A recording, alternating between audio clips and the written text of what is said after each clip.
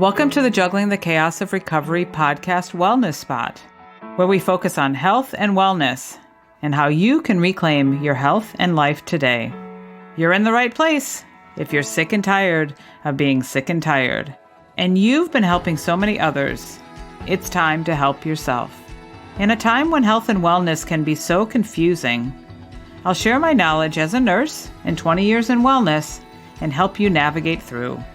You will hear stories of people who have used the Shaklee products, including me, as they have truly been a game changer for health. And I'm here to tell you that it's never too late to pay attention to your health and how making a smart plan with natural choices can help you live your best life today. Hello, welcome to another episode of the podcast. I'm your host, Moira Gorski, and I felt like today, because this is Eating Disorder Awareness Week, and I think that there needs to be a lot more awareness.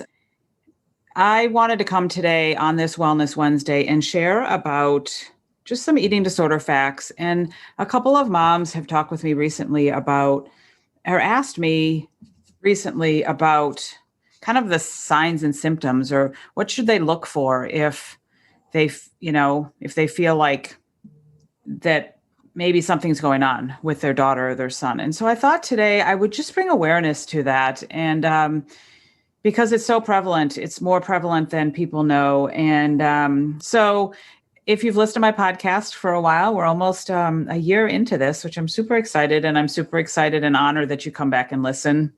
You know, I had an eating disorder in college, and I have said many times that I felt like maybe it wasn't worth it to share because it was kind of a little eating disorder. And, compared to some of these other stories that I share with you here on the podcast, or my daughter's struggle for 6 years. But the fact is, disordered eating disorders are eating disorders. It doesn't matter if it's big or small or life, they're all life-threatening because they are. And so I do share that because I know that in college, when I went away, I had a wonderful upbringing, but I wasn't really taught, I didn't have that self-confidence, and that self-confidence basically when I went away to school, as I started to deal with kind of the struggles of academics and friends and boyfriends and all these things, I felt really kind of alone and wasn't really sure how to make some of those decisions. And although I had a great relationship with my parents, I didn't feel like I could talk with them about some of those things. And so, again, many times eating disorders happen because people feel out of control in different areas of their life, and they feel like they want to grab hold of something, and they grab hold of their eating or their lack of eating or things like that. And that's what I did. I started to restrict my eating. I started to just not eat much at my meals. And I lost weight, and I, was in a place of a lot of stress and a lot of hurt and a lot of feeling alone. And by the grace of God and lots of my friends who encouraged me to get some help and go talk to somebody, I was able to talk with people, and I was able to feel more confident. And I believe as my life went on, as I graduated from college, I got a job as a nurse, worked in nursing, then moved on to medical sales and lived on my own. My life started to feel better, feel more in control. And those symptoms, if you will, or those, I guess, prompts that I had, if you will, triggers, people may call them, to restrict or to do things that weren't supportive of my health, they just kind of, they slowly went away. I did have some counseling. I got involved in a church, and I just kind of made my way through my 20s, and again, got out of that. And as I've shared too, it's not something that's, those feelings and those thoughts don't go away forever. So I've had some struggles along the way, but that's really was the start of my story. And I encourage you, if you haven't listened to my podcast, my letter to Ed, my letter to my daughter's eating disorder, I encourage you to go back and listen to that. I wrote that a couple of years into our journey with our daughter. And I really, I wrote it, and then I wanted to read it here, and I really share it from my heart, my feelings and frustrations and fears when an eating disorder takes over somebody that you care about so much, which was my daughter. And she continues to work on recovery, and I'm going to hold space for her to tell her story later on in her life. But for the meantime, I want to just share some facts about eating disorders, which I think are really super important for you to know about, again, just to increase awareness, because I think when we know better, we do better. If it's making a certain comment or not making a certain comment, or just supporting those that have those around them that are struggling. But, eating disorders are serious. They are life-threatening mental health conditions. And they're basically characterized by consistent disruption to our normal eating pattern, eating behaviors that they'll lead. And because of that, it leads to problems with your physical health, your psychological health, mental health, and things like that. And there's different, types of them. Some of them you may be familiar with, some of them you may not. But, anorexia is when people restrict the type of food that they're eating.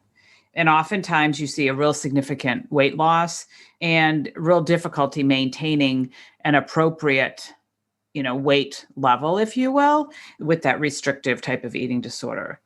Now, there's also something called avoidant restrictive food intake disorder. People call that ARFID. It occurs when people restrict certain types of food that are eaten, but it doesn't always have an, just stressful impact on their body shape or their weight or their size. They just have, certain fears around certain types of foods and eating certain things. They may have sensory issues, that it tastes, when it tastes a certain way, when it smells a certain way, there's a certain texture. They're really afraid of that. And I don't know if you've ever been sick, like thrown up, basically, not by your choosing, but because you had food poisoning and, it was on, say, for instance, it was on crab cakes. And then you had it was so long that you couldn't eat crab cakes again because you related it to that throwing up. It's kind of like that in that, again, the people are really afraid and they restrict and avoid certain foods. There is binge eating disorder. You probably know about that. And it involves, eating a very large amount of food, more than normal, within a really short period of time. And then, during that time, there's just kind of a loss of control during that binge time. And then they often feel like they're out of control and uncomfortably full. And then they, are ashamed of how much they're eating. And a lot of times there can be just regular binge eating, but then there can be bulimia where it's, a binge eating, but then because they are so guilty or, struck by their out of controlness, if you will, and eating that much, then they self-induce, they vomit. They take laxatives, diuretics, and things like that. They may have they may exercise excessively to kind of get rid of that. There's also something called orthorexia. And many people don't know about this, but it's really a person that's really preoccupied with eating the healthiest food possible in the healthiest manner possible. They'll just eat a very limited range of food that in the end doesn't sufficiently meet their nutrition, nutrient needs. And then there's just, unspecified eating disorders, which basically it's not, there's just different behaviors, if you will, that are disruptive to their normal eating pattern. And it just doesn't, necessarily meet those criteria or those other ones. And, again, this is a life-threatening mental health illness. At least 30 million Americans of all ages and genders suffer from eating disorders. And eating disorders, if you didn't know, has one of the highest mortality rates of any mental illness. Listen to that. The highest mortality rates of any mental illness. And eating disorders affect all races and ethnic groups. 20 to 30% of those with eating disorders are males. So many people think that it's only women. And the majority of people diagnosed with eating disorders are between the age of 12 and 26. Although, as you've heard on this podcast, there are many that have eating disorders that last longer than that. Again, a lot of those people that I've interviewed, it did start during this age range. But 13% of women over 50 engage in eating disorder behaviors. We can call it disordered eating. We can call it eating disorder behaviors. I mean, the fact of the matter is so many women, even men, have disordered eating. And I think it's just truly, really, again, I'm here to just bring awareness and not bring shame or anything, but just bring awareness to this awful, deadly, insidious disorder. And so what do we look for? What are some of the eating disorder symptoms? You may think you know them based on, again, the kind of the diagnosis of the different types, but they can vary by person and age and type of eating disorder that someone has. But there are some commonalities there. I mean, there's a preoccupation with your weight or your body shape for sure. You feel like you need to check your appearance of your body pretty often during the day. Perhaps you feel like you need to weigh yourself. I did a wonderful podcast that'll be coming out soon about somebody that broke up with their scale and realized that they were addicted to their scale and weighing themselves all the time. Just being consistently anxious about eating foods or drinking different liquids, frequently avoiding eating because they don't like, you don't like the smell, the taste, the texture of the food. There is that intentionally making yourself vomit or exercise excessively to prevent gaining weight. This is a disorder that happens a lot in secret. And so there's a lot of, I tell other moms that if you feel like your child is secluding themselves more often than not, take a look at that and maybe initiate that conversation and things like that, because this happens in silence and secret so often. People find buckets of vomit. People find wrappers from pills and things like that, like after the fact, and they had no idea that things, were going on. Many people will feel out of control over the amount of food that they've eaten 1 or 2 times a week. Again, they avoid certain foods due to, fear that something bad could happen if they eat it. They might feel disgusted or anxious when they look at their body, and they just don't want to look at their body. They want to take the mirror out of their room and things like that. And I find that sometimes it's the preoccupation with, again, eating really healthily. Many times that happens that way because they're like, well, I just want to make some changes and eat a little bit more healthy and exercise a little bit more. And albeit that's not necessarily a bad idea, because I think we could all learn to eat a little bit differently and add more good things into our lives. But this is something that just becomes abnormal and obsessive and things like that.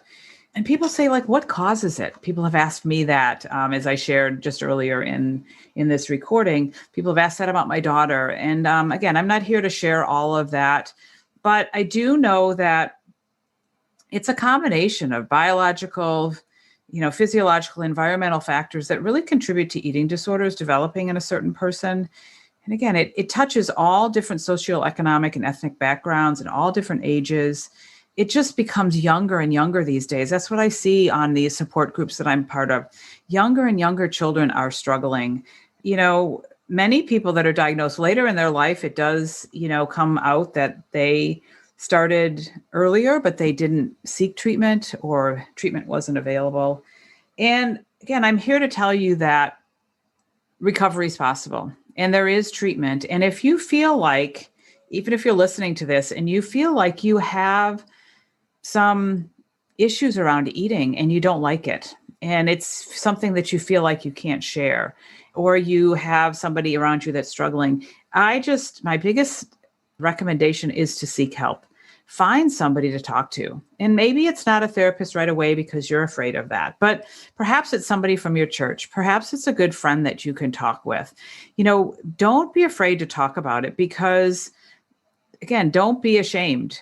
We all have issues, if you will. And this is something that is definitely curable, if you will. It's something that's treatable. It's something that there are a lot of resources out there to help you if you happen to have some type of eating disorder or disordered eating. There is definitely help, and I encourage you to get that help.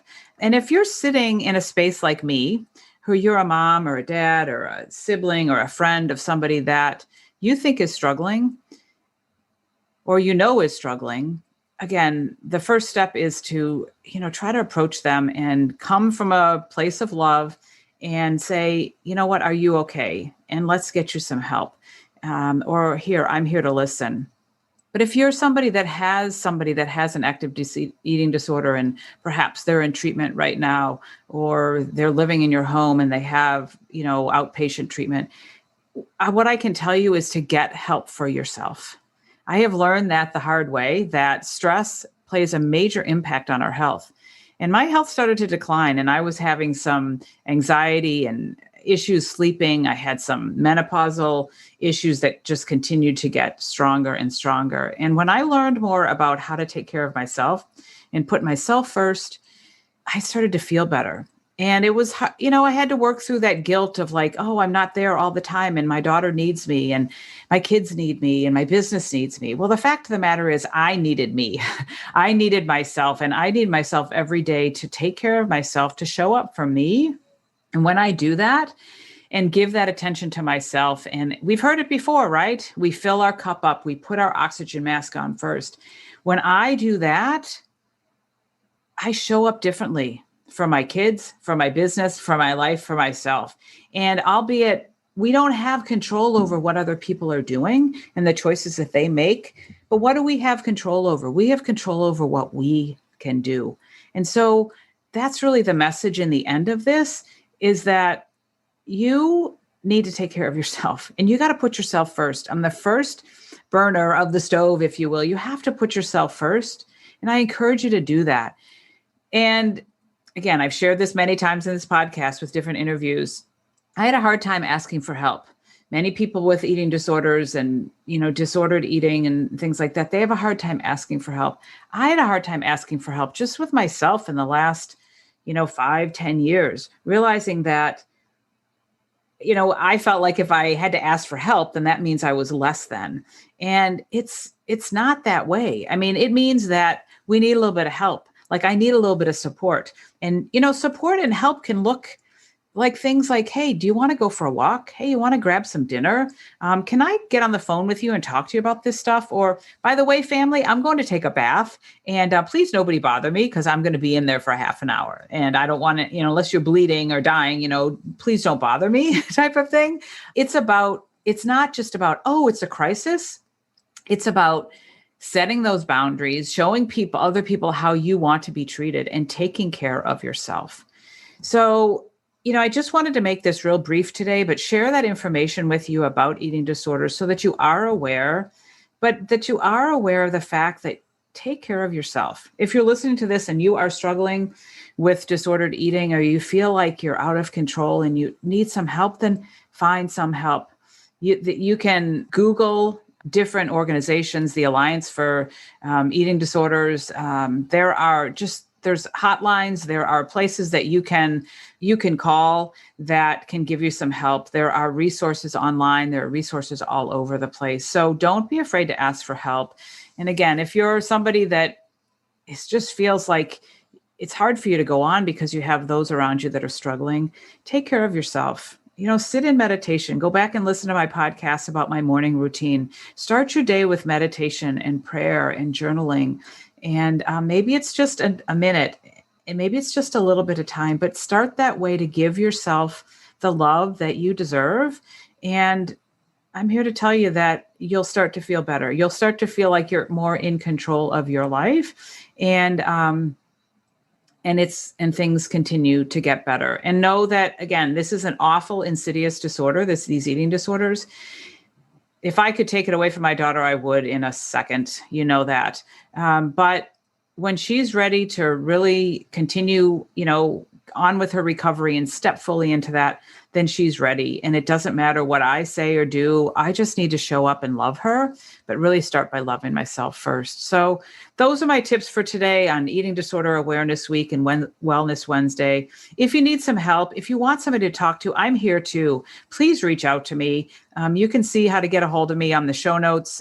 And I really hope that you do reach out, because I'm here to help those. That's a big reason why I started this podcast, is to show that there is hope. you're not alone, and we need to be in this together. So have a great day, everybody. Come back and listen. I got a great episode coming up on Friday for somebody that's recovered from an eating disorder too. So again, thanks for listening. Please reach out if you want to chat. I love to connect. As you know, if you listen to my podcast, I love to connect with others, and I look forward to hearing from you. And I hope that you have a great, wonderful day. Thanks for listening. If you like this podcast, head over to iTunes and leave me a 5-star review. Share it with others and make sure you hit the subscribe button so you don't miss a thing. I've got a tribe over on Facebook, so head over there and search for Juggling the Chaos of Recovery Podcast Tribe. And do you know somebody who has a story to share, a story of recovery and hope? Please let me know, as I'd love to feature them as a guest on one of these next upcoming podcasts. And perhaps you're looking for a community of like-minded, collaborative, and supportive people who cheer each other on as we strive to improve our lives. If that sounds like something you've been looking for, schedule some time with me. You'll find the links in the show notes. Let's talk, and let me help you find your way. And I'm here to tell you that you're worth it.